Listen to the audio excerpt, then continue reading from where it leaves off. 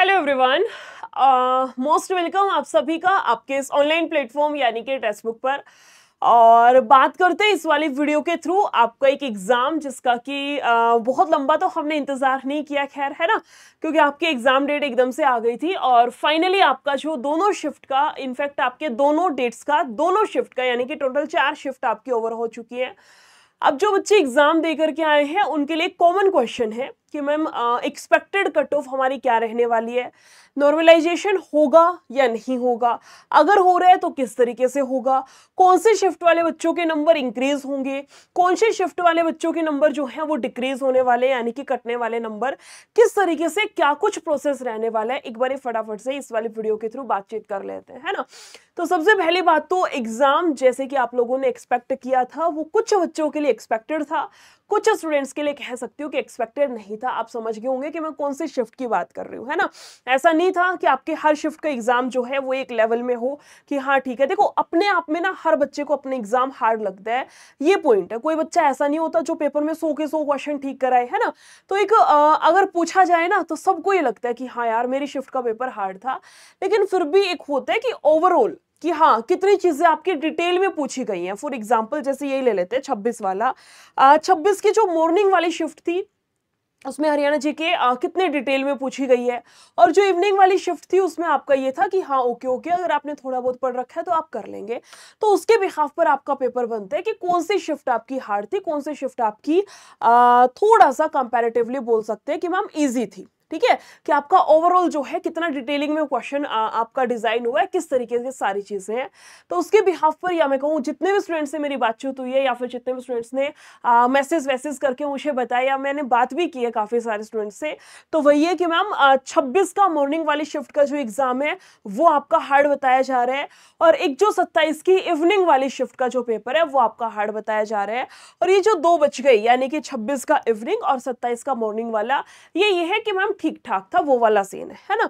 तो बात आती है कि मैम कट ऑफ का क्या कुछ सीन रहेगा, क्या हमें मेंस की तैयारी करनी चाहिए या नहीं करनी चाहिए, कितने गुना बच्चों को बुलाया जाएगा, लास्ट ईयर की आपकी कट ऑफ क्या थी। तो सारी की सारी चीजों को एनालिसिस करके एक बार फटाफट से थोड़ी सी बातचीत कर लेते हैं। नॉर्मलाइजेशन देखिए यही होता है कि जो शिफ्ट आपकी, एक्चुअली नॉर्मलाइजेशन का मतलब ही ये होता है, मेरे ख्याल से पिछली बारी जो आपका ये वैकेंसी नहीं आई थी हरियाणा पुलिस कांस्टेबल वाली सीईटी से पहले, सीईटी 2022 में वो था, उससे पहले जो कांस्टेबल वाली वैकेंसी हुई थी तब से मेरे ख्याल से ये आपका नॉर्मलाइजेशन जो है एग्जाम्स में स्टार्ट किया है ना। तो नॉर्मलाइजेशन में होता यही है कि जिस शिफ्ट का एग्जाम हार्ड है, कि हाँ सच में डिटेल में चीजें पूछी गई, ये हार्ड शिफ्ट थी, उन बच्चों को कुछ एक्स्ट्रा मार्क्स फ्री के दे दिए जाते हैं। किस बात की? क्योंकि उनकी शिफ्ट हार्ड थी, जिसको बोला जाता है ग्रेस मार्क्स दे देना। तो उनको कुछ ना कुछ ग्रेस मार्क्स दे दिए जाते हैं। अब वो ग्रेस मार्क्स ऐसे नहीं है कि बहुत हार्ड एग्जाम है तो 20-25 ग्रेस मार्क्स दे दिया जाएगा। नॉर्मली जो ग्रेस मार्क्स होते हैं जो आपका नॉर्मलाइजेशन में, वो आपका 3-4-5 नंबर का होता है। लेकिन क्योंकि अभी एग्जाम बहुत ही ज्यादा बच्चों के रिव्यू है कि मैम बहुत ज्यादा हार्ड था, तो जो 26 की मॉर्निंग वाली शिफ्ट में जिस जिस बच्चे का एग्जाम था, आपकी शिफ्ट में जिन भी स्टूडेंट्स का एग्जाम था, अपना मान के चलना यहाँ से कि आपके जो है 7 से 8 नंबर आपका इंक्रीज होने वाला है। अब मैं ये तो नहीं बोलूंगी कि हाँ 20-20 नंबर इंक्रीज हो जाएंगे, प्रैक्टिकली चीजें पॉसिबल नहीं है। 7 से 8 से 9 नंबर आप लोगों के इंक्रीज होने वाले 26 की मॉर्निंग में जिसका भी एग्जाम था। ऐसे ही जो आपका 27 का जो शाम वाली शिफ्ट का एग्जाम था उसका भी 7 से 8 या ये मान के चल लो कि 6 से 7 नंबर जो है आप लोगों के भी यहां से इंक्रीज होने वाले हैं।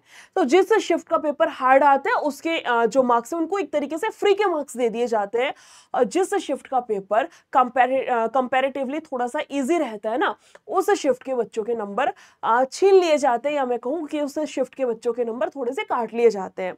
अब उसमें बच्चे का क्या कसूर है कि उसका पेपर इजी आया, है ना, कि दूसरे का पेपर हार्ड था उसका पेपर थोड़ा सा इजी आ गया है।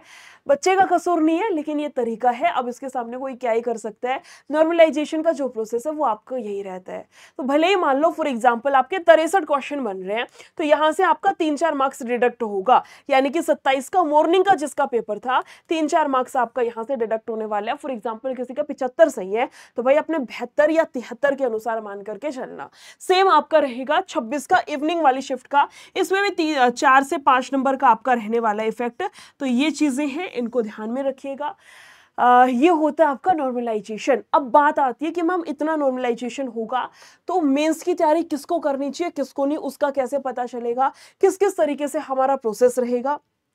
क्योंकि आपको पता है कि एकदम से जब आपकी मेंस की डेट आएगी तो उस टाइम पे टाइम नहीं बचेगा कि हाँ अब हम मेंस की तैयारी करेंगे। जो पढ़ाई आपने अभी तक कंटिन्यू रखी है ना, एक रूटीन, एक हैबिट तो बनी रखी है, खास करके जब पेपर आपका पास आता है तो बहुत ज़्यादा हो जाता है कि हाँ रूटीन बहुत अच्छा सा आपका रूटीन बन जाता है ना। तो उसी रूटीन को मेंटेन रखना है। मेंस के लिए किस किस बच्चे को तैयारी करनी है अभी बताने वाली हूँ, क्योंकि सबसे बढ़िया पॉइंट तो ये देखो, हरियाणा जीके आपकी वही है जो आपने प्री के लिए बढ़िया तरीके से रट्टे मारे थे। तो हरियाणा जीके में अब आपको इतनी ज्यादा मेहनत करने की तो जरूरत पड़ेगी नहीं। जो आपके बाकी के सब्जेक्ट्स बचे ना, अब आप उनको खुल के टाइम दे सकते हो, है ना, कि हाँ बढ़िया तरीके से टाइम दे सकते हो। स्पेशली जो इंडिया जीके थी, जो बच्चे प्रीवे नहीं करके गए और आपके इतने सारे क्वेश्चन पूछे गए हैं, तो इंडिया जीके हो गई या बाकी के जो अदर सब्जेक्ट्स हो गए उनको अच्छे तरीके से टाइम दे देना। हरियाणा जीके आपने कर रखी है, बस उसको साइड बाय साइड जो है रिवीजन के तौर पर चलने देना। अब बात आती है कि किस किस बच्चे का एग्जाम होने वाला है, मेंस के लिए किस किस का सिलेक्शन होने वाला है। देखो अगर मैं पिछली बारी की बात करूं तो पिछली बारी का मान के चलते 55 था आपका, है ना, कि 55 नंबर या 55 प्लस जिसके हैं उसका किसी ना किसी वैकेंसी में बच्चे का नाम आया था। इवन अगर मैं बात करूं हरियाणा पुलिस की तो मोस्टली 55 प्लस बच्चों का सबका ही नाम आ गया था, है ना। और उस टाइम पर जो थी आपका 4 गुना स्टूडेंट्स को बुलाया गया था, उस टाइम पर 4 गुना स्टूडेंट्स को बुलाया गया था। तब भी ये था कि 55 प्लस का जो है ओवरऑल मैं बता रही हूँ जनरल करके, नॉर्मलाइजेशन के बाद अगर 55 प्लस किसी का बन रहा था, 55 फॉर जनरल, है ना, तो आपका जो है मेंस के लिए आपको कॉल आ रही थी। अब देखो ये तो नहीं है कि आपको जैसे फूड कॉर्पोरेशन में आपकी एक वैकेंसी आती है ऑफिसर लेवल की, वहां भी आपको बुला लिया जाएगा, या मैं कहूँ हरियाणा पुलिस एसआई की आपकी वैकेंसी आएंगी वहां भी आपको बुला लिया जाएगा। अगर ये मान के चल रहे हो तो गलत है। लेकिन हाँ जो आपकी नॉर्मल वैकेंसीज हैं जिसमें आपका क्लर्क का हो गया, हरियाणा पुलिस कांस्टेबल का हो गया, आपका टेक्नीशियन वाला हो गया, इन सब के लिए अगर मैं बात करूं तो पिछली बारी अगर 55 था जिसमें सिर्फ 4 गुना बच्चों को बुलाया गया था, अब की बारी तो 10 गुना बच्चों को बुलाया जा रहा है। अब की बारी 10 गुना बच्चों को बुलाया जा रहा है। तो अगर 50 से 55 के बीच में अगर आपका नंबर आफ्टर नॉर्मलाइजेशन 50 से 55 के बीच में बनता है तो ये मान लेना ये जो कुछ वैकेंसीज मैंने आपको बताई है ना, क्लर्क वगैरह की, ग्रुप इसकी, आपके टेक्नीशियन हो गया, आपका हरियाणा पुलिस कांस्टेबल हो गया, इन सब के लिए आपको कॉल आ जाएगी मेंस के लिए। तो जो पढ़ाई, जो रूटीन जो आपने मेंटेन रखा, जो आपने एक रूटीन बनाया था उसको मेंटेन रखिएगा। और बाकी हो सकता है, उम्मीद है एक छोटी सी कि मे बी कुछ एक बीच का रास्ता निकाला जाए कि हाँ ज़्यादा ही हार्ड पेपर बताया जा रहा है तो हो सकता है कि नॉर्मलाइजेशन में कुछ चेंजेस देखने को मिल जाए। एक्सपेक्टेशन है बस, कुछ भी अभी फाइनल जैसा तो नहीं है। बाकी देखते हैं क्या कुछ रहता है। वीडियो अच्छी लगी हो, इंफॉर्मेटिव लगी हो तो शेयर जरूर कीजिएगा। और फिर भी कोई डाउट, दिक्कत, समस्या, कंफ्यूजन रह गया तो कमेंट सेक्शन में बता देना। प्लस जितने भी स्टूडेंट्स इस वाली वीडियो को देखने वाले हैं, आप सभी के कितने स्कोर बन रहे हैं अभी तक, जैसे आपने अपना आंसर की चेक करिए उसके अकॉर्डिंग जो स्कोर बन रहा है कमेंट सेक्शन में मुझे जरूर से जरूर बताइएगा। अपनी कैटेगरी प्लस आपके कितने मार्क्स बने, दोनों चीजें मुझे एक बार कमेंट सेक्शन में बताइएगा।